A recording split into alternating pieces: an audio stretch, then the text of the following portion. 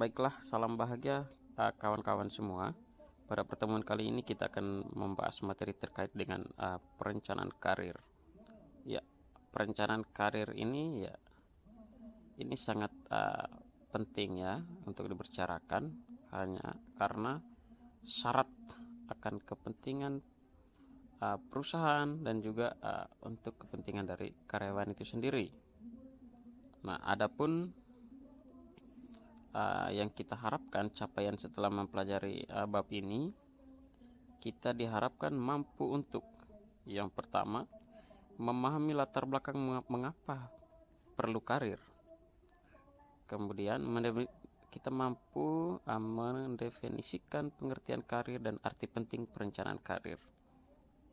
Kemudian diharapkan juga kita mampu untuk menguraikan dan memahami tujuan karir, menjelaskan program pengembangan karir, memahami faktor-faktor apa saja yang dapat mempengaruhi karir, serta menjelaskan keuntungan dari karir. Juga kita diharapkan mampu memahami persyaratan pengembangan karir, dan juga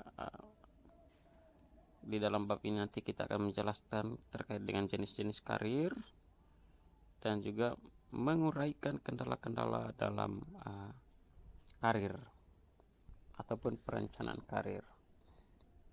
Ya, baik teman-teman, video ini nantinya kita akan bagi ke dalam beberapa segmen. Ya, perencanaan karir.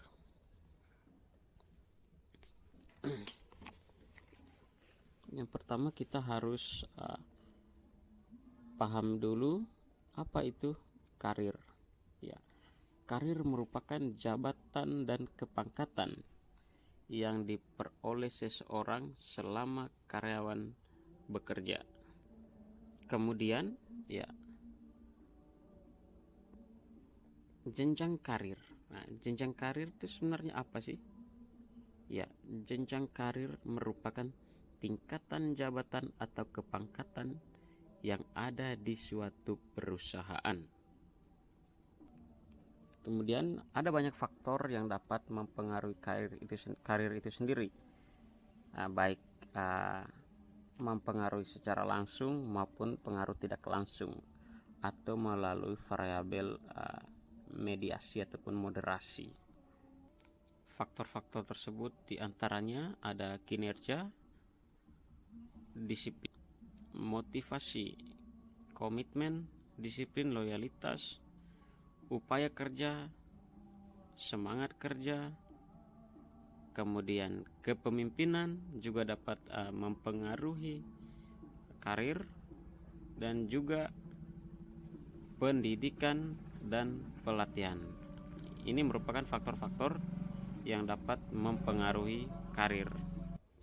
Ya, yang berikut ya, apa sih keuntungan dari karir itu sendiri? Yang pertama, keuntungan di sini terbagi dua ya. Keuntungan bagi pihak perusahaan atau organisasi, dan juga keuntungan bagi karyawan.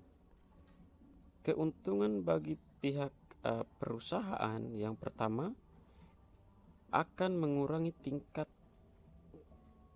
turnover karyawan atau keluar masuknya karyawan. Kemudian meningkatkan potensi karyawan dalam bekerja. Kemudian pengembangan karyawan untuk promosi. Kemudian memberikan kepuasan kerja kepada karyawan, dan juga dapat memberikan rasa keadilan. Nah, itu manfaat-manfaat yang diperoleh oleh perusahaan. Kemudian keuntungan program perencanaan karir bagi karyawan itu yang pertama meningkatkan motivasi kerja karyawan, karena merasa sistem yang diterapkan sudah memberikan peluang untuk menentukan karirnya ke depan. Yang berikut, meningkatkan prestasi kerja. Karyawan dapat meningkatkan prestasi kerjanya. Kemudian memberikan peluang bagi karyawan untuk meningkatkan pendapatan dan kesejahteraan lainnya seperti tunjangan dan lain-lain. Ada juga memberikan kepuasan kerja kepada karyawan, meningkatkan komitmen karyawan, meningkatkan loyalitas, dan yang berikut membuat karyawan akan bekerja sampai pensiun di perusahaan tersebut. Nah, itu keuntungan yang dapat diperoleh oleh karyawan yang dapat kita jabarkan pada kesempatan ini. Ada banyak faktor lain lagi yang mungkin nanti teman-teman bisa explore lagi di literatur lain.